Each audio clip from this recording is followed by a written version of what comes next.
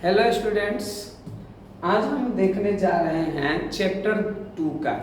आप पढ़ रहे हैं क्लास 12 के टारगेट बुक का लाइन बाय लाइन ऑब्जेक्टिव, यानी क्लास 12 के फिजिक्स के टारगेट बुक का आप टोटल ऑब्जेक्टिव इस चैनल पे देख रहे हैं।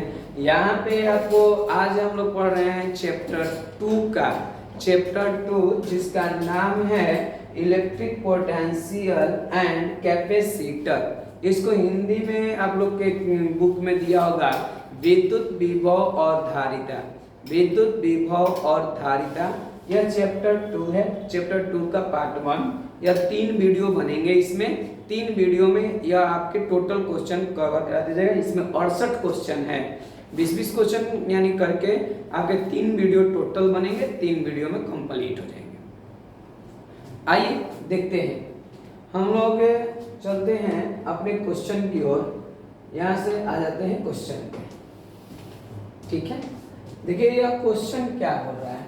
क्वेश्चन बोल रहा है एक अल्फा कण यानी कण को दूसरे अल्फा कण की ओर लाने पर निकाय की स्थितिज ऊर्जा, निकाय का हमें स्थितिज ऊर्जा बताना है कि एक अल्फा कण से दूसरे अल्फा कण की ओर लाएंगे तो स्थितिज ऊर्जा बढ़ेगा या घटेगा, यानी कैसी परिवर्तन हो जाएगी स्थितिज ऊर्जा में। ध्यान से इसके लिए देखेंगे, हम अल्फा कण को हीलियम यानी कहा जाता है, यानी हीलियम के कण को अल्फा कण जिसमें 2 इलेक्ट्रॉन होते हैं।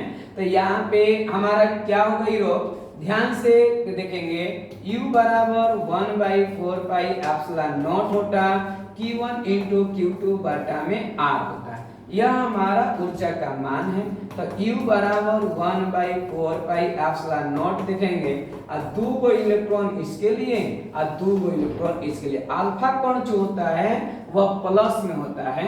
आप बताइए इनके बीच के दूरी को अगर हमारा कह रहा है कि एक कण को दूसरे कण की ओर ले जा रहे हैं, तो ले जा रहे हैं तो बीच के दूरी घट रहा है कि बढ़ रहा है, तो बीच के दूरी घट रहा है। आप बताएं अगर हमारा बीच के दूरी के 4 इलेक्ट्रॉन स्क्वायर कर दिया जाए, अब बीच के दूरी मान लेते हैं कि पहले से 5 है, ठीक है। तो अब जो काट के लाएंगे उसका आंसर 4 बटा में अगर हम बीच की दूरी को घटा के 2 कर देते हैं तो अब लाएंगे आंसर, तो किसका आंसर बड़ा होगा। तो आप यानी कहिएगा कि इसका आंसर छोटा होगा और इसका आंसर बड़ा होगा, यानी बीच के दूरी घटा देने से ऊर्जा का मान बढ़ जाता है। यानी एक अल्फा कण को दूसरे अल्फा कण की ओर ले जाने से हमारा बीच के दूरी घटेगा और जब घटेगा तो मान क्या होगा, बढ़ेगा। देख लीजिए 2026 में आया हुआ क्वेश्चन है, 2027 के लिए आप तैयारी कर रहे हैं। This is right answer A. आगे क्वेश्चन को हम देखते हैं और समझते हैं। यहाँ पे हमारा क्वेश्चन बन रहा है, अगला क्वेश्चन कह रहा है कि यदि संधारित्र के प्लेटों का क्षेत्रफल आधा कर दिया जाए तो संधारित्र की धारिता हो जाएगी। संधारित्र की धारिता क्या हो जाएगी, बात को पूछ रहा है। देखिए ना, क्षेत्रफल संबंधी संधारित्र की धारिता का सूत्र होता है A एप्सिलॉन नॉट बटा में T, ठीक है। और कह रहा है A माने क्षेत्रफल होता है यहाँ पे, अब कह रहा है कि क्षेत्रफल को आधा कर दिया जाए तो C बराबर, डियर स्टूडेंट, इसको हम आधा कर देंगे।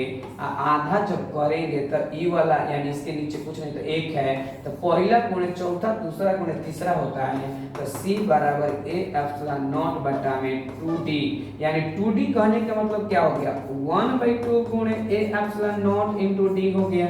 माने पहले वाला से 1/2 गुना मतलब आधा हो गया, तो हमारा दिस इज राइट आंसर आधा हो जाता है। अगर हम प्लेट के क्षेत्रफल को आधा कर देते हैं तो संधारित्र में जो ऊर्जा का मान होगा वह आधा हो जाएगा। इस बात को इस कॉन्सेप्ट से याद रखें। चलिए हम आगे चल के देखते हैं। डियर स्टूडेंट, यहाँ पे अगला क्वेश्चन बोल रहा है E बराबर, ध्यान समझिएगा, कह रहा है कि E बराबर 0, तो यानी तीव्रता वाले विद्युत क्षेत्र में विभव का दूरी के साथ परिवर्तन होगा। विभव के साथ दूरी में यानी अगर दूरी में परिवर्तन करते हैं तो कह रहा है कि विभव में क्या परिवर्तन होगा। आपको मैं बता दूं, E बराबर आपको पढ़ाया गया है -dB बटा में dr। डियर स्टूडेंट, इसका मान कह रहा है 0 कर दिया जाए, 0 कर देते हैं। अब -dB बटा में dr, 0 है तो इधर गुणा में ही आ जाएगा, 0 गुणे dr इक्वल टू -dB, तो 0 बराबर -dB। यह दिस इज राइट आंसर। आप क्या देख रहे हैं, हमारा दूरी को घटाने या बढ़ाने से कोई परिवर्तन नहीं होने वाला है। कब मान 0 दिया रहेगा तो यह दूरी आके गुणा कर देगा, यानी विभव का मान कांस्टेंट रहता है। तो this is a right answer D, विभव नियत रहता है या दूरी स्वतंत्र रहता है, मतलब दूरी से इसमें कोई परिवर्तन करने से मतलब नहीं बनने वाला है। This is a right answer. इस कांसेप्ट को याद रखें, यह आपका याद रहेगा। तीसरा क्वेश्चन के बाद हम चलते हैं चौथे क्वेश्चन पे, और चौथे क्वेश्चन क्या कहता है। यहाँ बड़े मजेदार क्वेश्चन है, या थ्योरिकल क्वेश्चन है। देखिए, जितने न्यूमेरिकल क्वेश्चन होंगे वो आपको 100% आएंगे, एकदम कॉन्सेप्ट से आएंगे जितने न्यूमेरिकल क्वेश्चन होंगे। अब थ्योरिकल क्वेश्चन को थोड़ा बहुत याद करना पड़ता है क्योंकि वह मान होता है, डाटा होता है। कह रहे कि निम्नलिखित में से धारिता का मात्रक क्या होता है। देखिए ना, धारिता के मात्रक पूछा, पहले समझो कि धारिता बराबर होता क्या है। धारिता बराबर होता है Q/V, यानी C बराबर होता है सूत्र Q/V। यह हमारा धारिता का सूत्र है। तो हमारा क्या होगा हीरो, यानी आवेश, Q माने आवेश होता है, आवेश का मात्रक होता है कूलम, V माने विभवांतर होता है या विभव होता है, अब बटा में इसका वोल्ट होता है। तो इसलिए हमारा C बराबर कूलम प्रति वोल्ट। तो this is a right answer d, coulomb प्रति volt. This is a right answer. यहाँ पे हमारा मन आएगा कि क्या होगा हीरो, यहाँ पे होगा कूलम प्रति वोल्ट। इस प्रकार से आप याद करते चले। अगर इस चीज को न समझ में आए तो वीडियो को पीछे करके आगे करके एक दो बार देख लें, आपको एकदम कंफर्म आएगा। हम आपको सिलेबस आते आते यानी अगले 2 महीने में पूरे कंप्लीट करा देंगे। आप इस वीडियो को प्ले लिस्ट में जाकर के देखें, लाइन बाय लाइन। आपके प्ले लिस्ट में total video line by line मिल जाएंगे। प्ले लिस्ट से जब भी देखें तो प्ले लिस्ट से देखें। यहाँ पे क्या दिया है, यहाँ पे देखिए ना, यह बड़ी मजेदार क्वेश्चन है। कह रहा है कि 100 माइक्रोफैराड धारिता वाले संधारित्र को 100 वोल्ट तक आवेशित किया जाता है। बहुत सुंदर, 100 वोल्ट तक आवेशित किया जाता है, यानी आवेशित करने पर उसके संचित ऊर्जा का मान क्या होगा। देखिए, संधारित्र के लिए, हाँ हम आप ही को कह रहे हैं, ध्यान से देखेंगे कि हमारा संधारित्र के लिए संचित ऊर्जा को हम U से सूचित करते हैं। U बराबर होता है 1/2 CV²। ये हमारा फॉर्मूला है, ठीक है।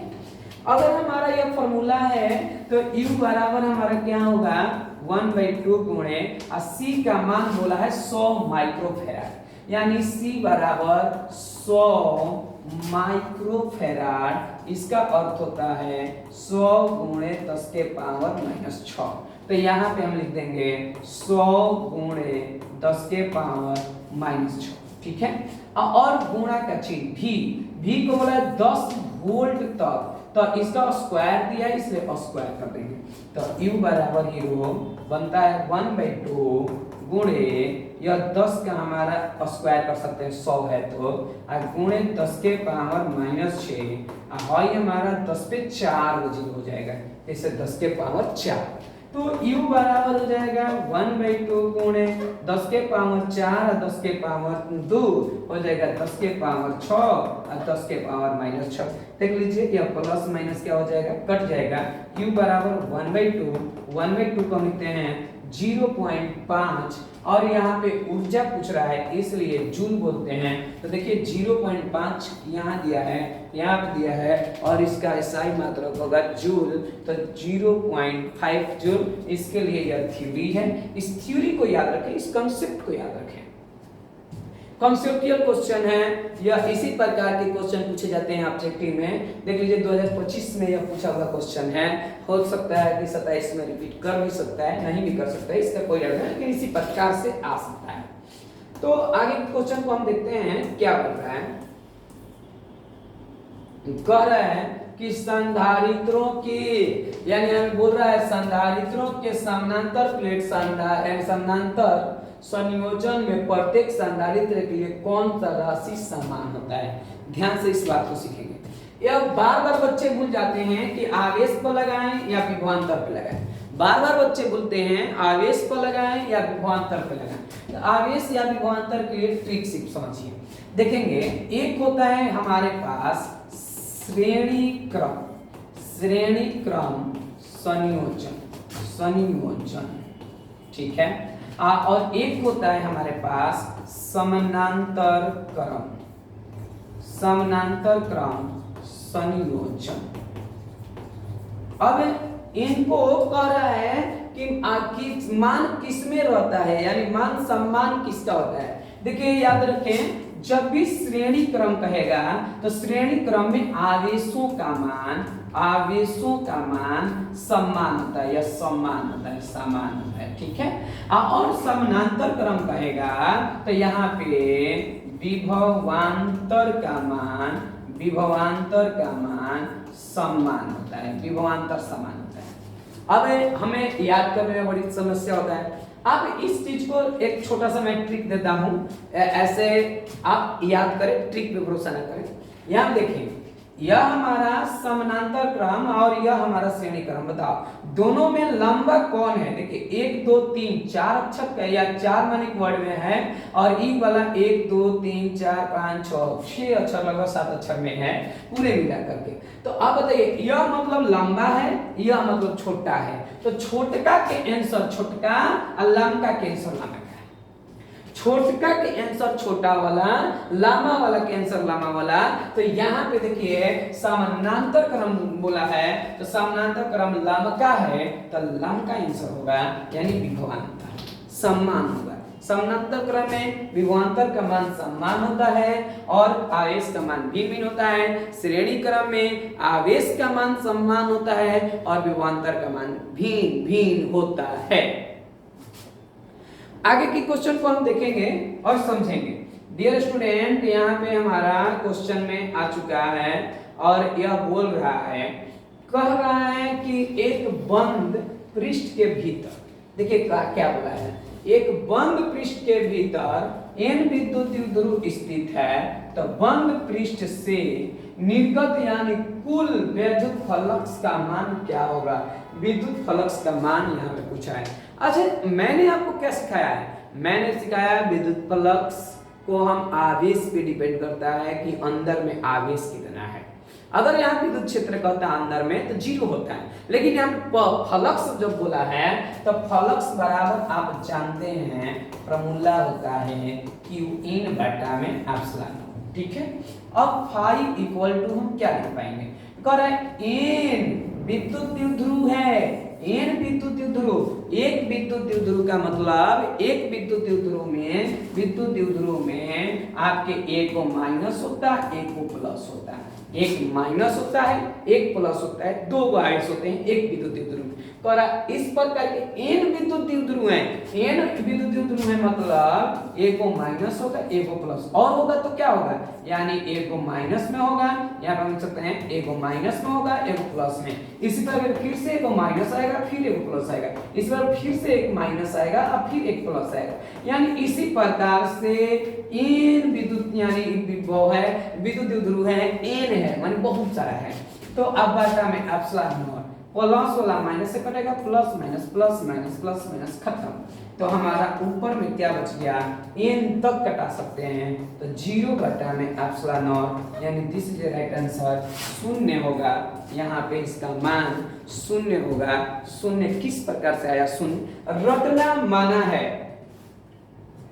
अगर आप चाहते हैं कि ऑब्जेक्टिव को एकदम कंप्लीटली पढ़ें तो रटे नहीं समझें। यहाँ पे पूरे यूट्यूबर में यानी टारगेट बुक का पढ़ाया जा रहा है। यह पहला चैनल है जिस पे टारगेट बुक का ऑब्जेक्टिव दिया जा रहा है, पूरे टारगेट बुक का। तो इस पे आकर के आप इस चैनल को देखें और समझने की कोशिश करें।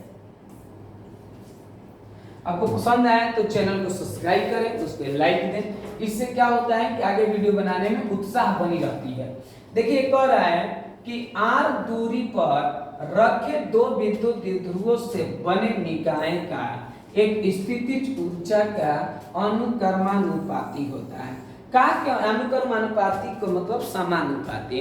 करे किसके समानुपाती होता है? मैं बता दूं, विद्युत ऊर्जा का मान बोला है यह समानुपाती होता है इसके R बाई क्यू के, R बाई क्यू के।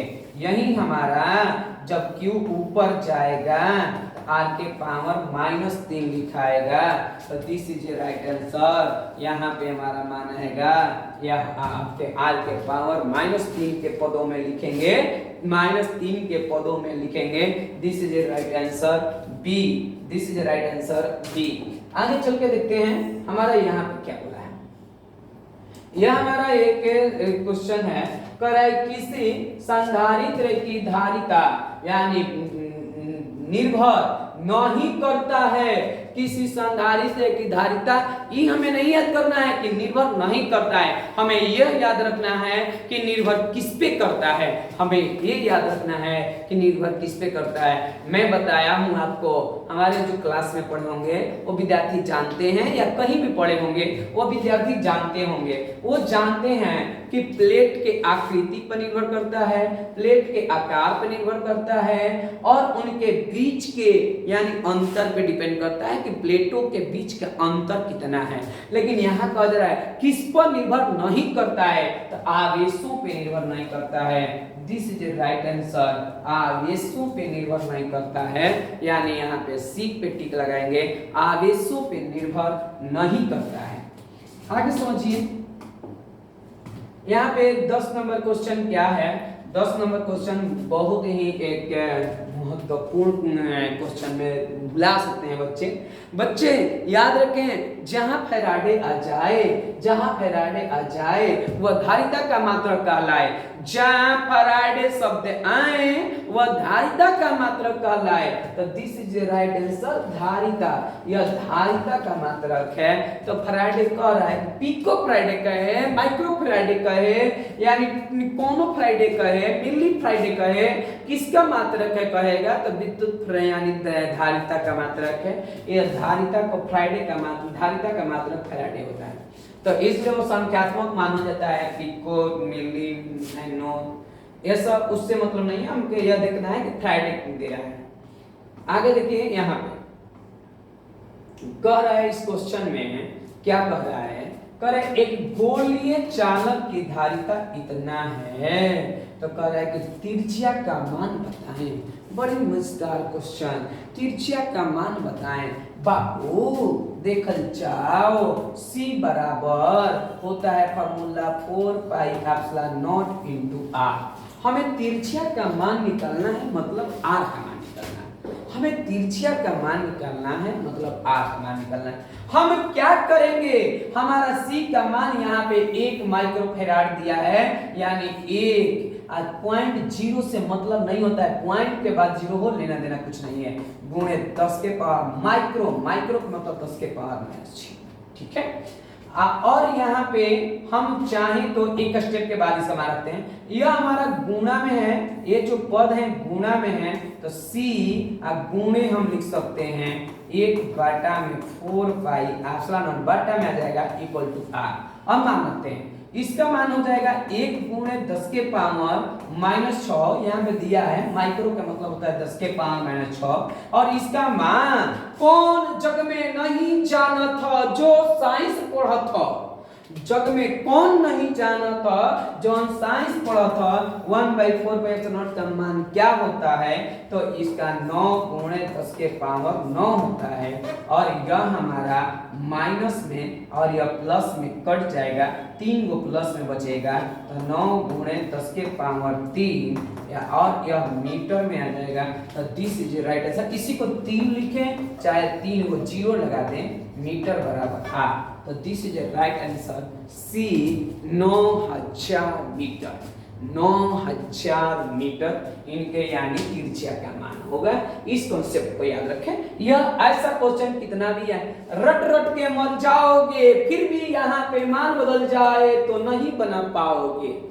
कॉन्सेप्ट याद रखते जाओ, फिर कोई भी मान आ जाए वही तुम रूल लगाओ। तो इस प्रकार से रूल लगाते चले और बनाते चले।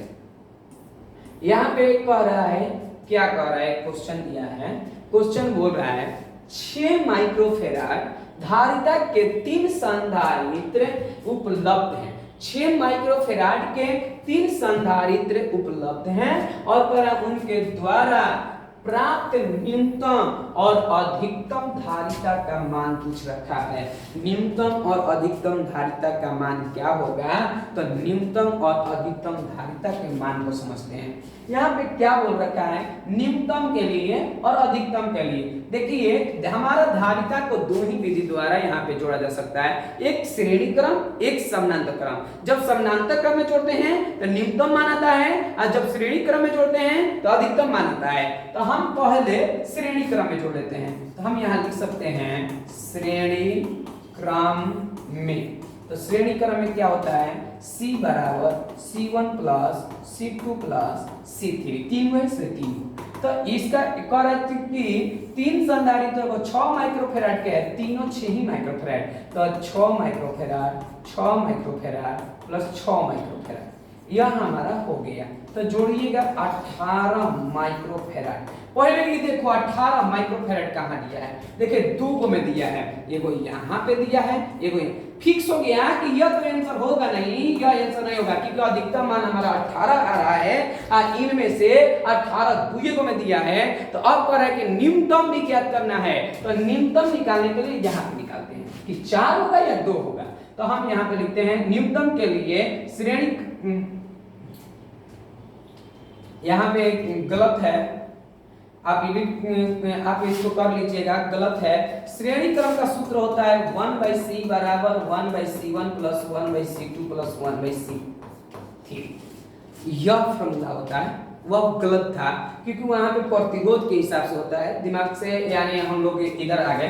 तो यहाँ पे 1/c बराबर हम 1/6 प्लस 1/6 प्लस 1/6 लिखते हैं। तो 1/c बराबर यहाँ पे क्या होगा, तो यहाँ पे हमारा हो जाएगा, क्या हो जाएगा, यानी लॉसा लेंगे 6 हो जाएगा, 6 ऊपर 1 प्लस 1 प्लस 1। तो 1/6 बराबर 3/6 कटेगा 1/2। हम इसको उलट देंगे, यह उल्टेगा तो यह भी उलट जाएगा, 2 माइक्रोफेराड। अब हम यह देखते हैं कि 2 माइक्रोफेराड कहाँ है, तो एक यहाँ पे 2 माइक्रोफेराड है, एक यहाँ पे 2 माइक्रोफेराड है, यानी 2 माइक्रोफेराड है। लेकिन इसका मतलब ये हमारा आंसर नहीं होगा और ये हमारा आंसर नहीं होगा। इन दोनों में से हमें पहचानना है कि कौन आंसर हमारा होगा। तो इसके लिए हम क्या लिखेंगे, यानी समांतर क्रम, समानांतर क्रम में। समानांतर क्रम में क्या होता है, C बराबर C1 plus C2 plus C3। तो C बराबर C1 का मान हमारा है कितना है, तो 6 है, तो 6 माइक्रोफेराड प्लस यहाँ पे 6 माइक्रोफेराड प्लस 6 माइक्रोफेराड। यही बातें उल्टा हो गया था, यहाँ पे श्रेणी क्रम से हटा के समानांतर कर देते हो जाता है।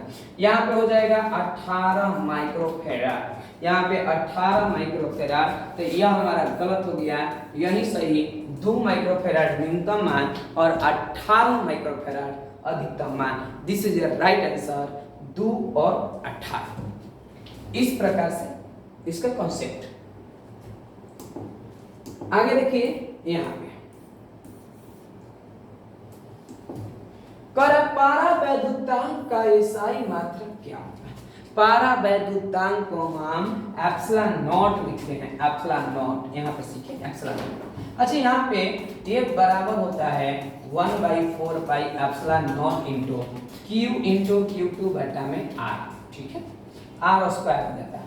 तो अब हमें एप्सिलॉन नॉट का मान निकालना है, तो 4πε0 इधर गुणा में जाएगा तो यहाँ पे भागा में चल जाएगा 1r²।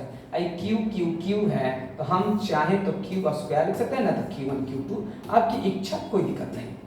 यह हमारा संख्यात्मक मान है, संख्यात्मक मान का विमान नहीं होता, हम उसको नहीं छोड़ देंगे। इसका कूलम गुणे कूलम, इसके लिए न्यूटन, इसके लिए मीटर और स्क्वायर दूरी के लिए मीटर। तब हमारा क्या हो जाएगा, एप्सिलॉन नॉट बराबर यहाँ पे क्या होगा, यहाँ पे होगा हमारा कूलम का स्क्वायर बटा में न्यूटन मीटर स्क्वायर। हम आंसर के अनुसार लाने के लिए पहले यानी देखेंगे कि आंसर के अनुसार, देखिए माइनस में दिया है ऊपर ले जाकर के, तो इसलिए हम इसको आंसर के पदों में बदल रहे हैं।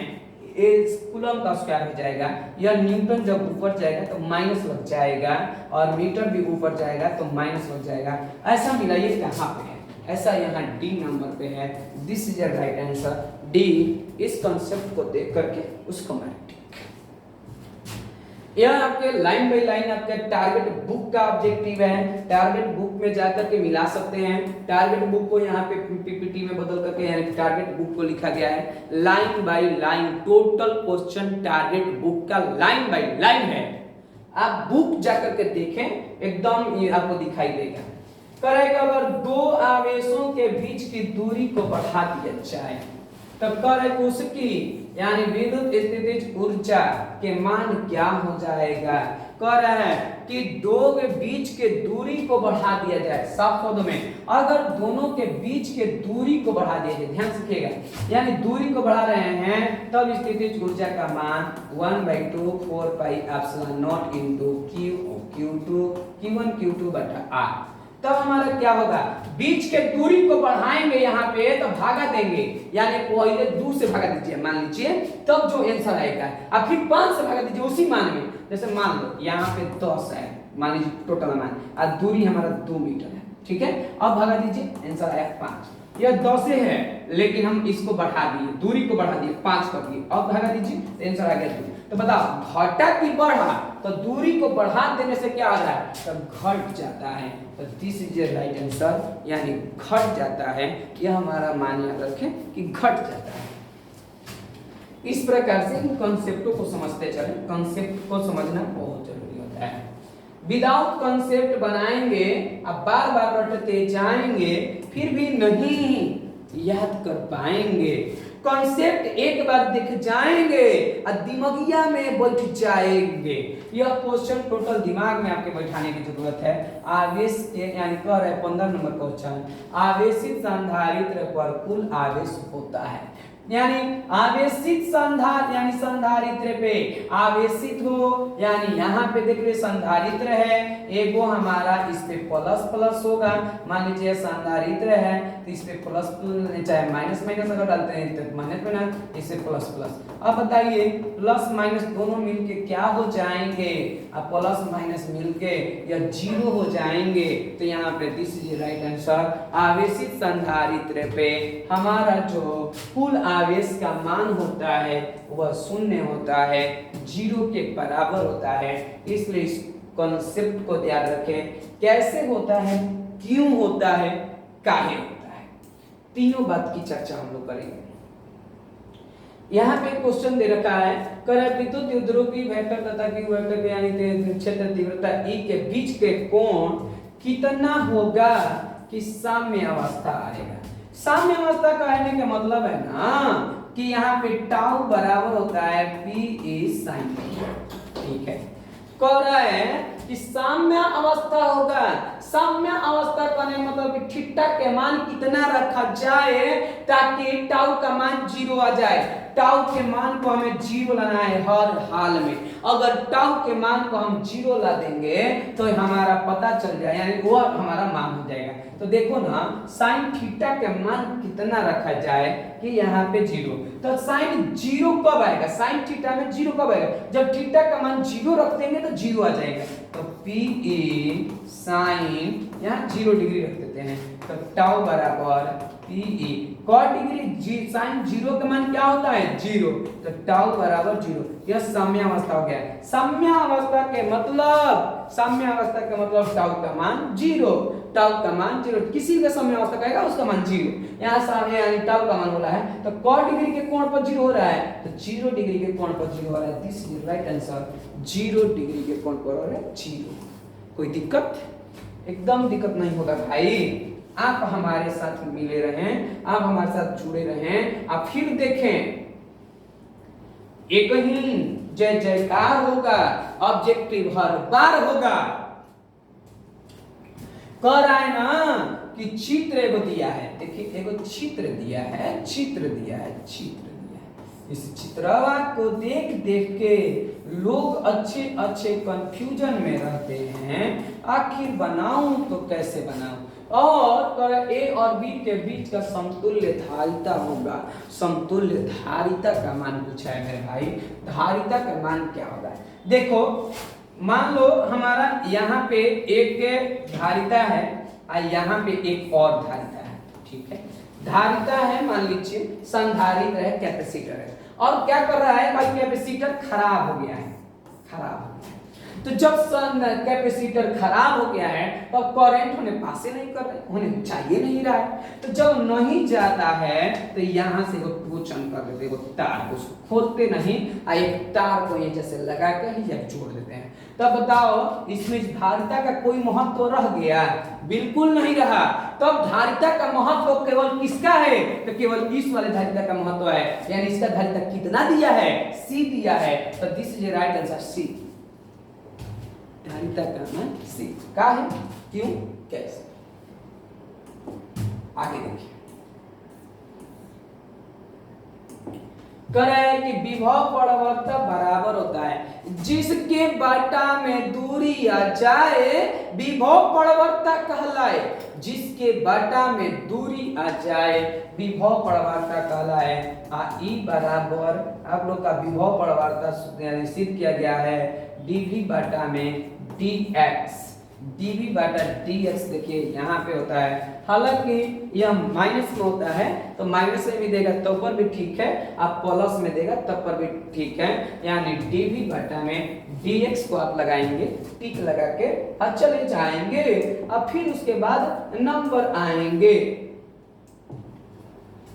कर एक समानांतर प्लेट यानी एक समानांतर पट्टिका चाहे प्लेट संधारित्र की धारिता के लिए निम्नलिखित में कौन सही है। धारिता के लिए प्लेट के धारिता है ए एप्सिलॉन नॉट बटा डी, तुम देख लो ए एप्सिलॉन नॉट बटा डी कहाँ दिया है, ए एप्सिलॉन नॉट बटा डी दिया है यहाँ पे, this is a right answer. A epsilon not बटा में डी दिया है, this is a right answer. यहाँ पे आपको लाइन बाय लाइन पढ़ाया जा रहा है, टोटल ऑब्जेक्टिव टारगेट बुक का पढ़ाया जा रहा है। आप बुक मिला करके देखें, मार्केट से टारगेट का बुक अगर नहीं है तो खरीद लें और उसके बाद इसको पढ़ें। लाइन बाय लाइन टारगेट का बुक को पढ़ाया गया है, आप इसको देखते चलें और समझते चलें।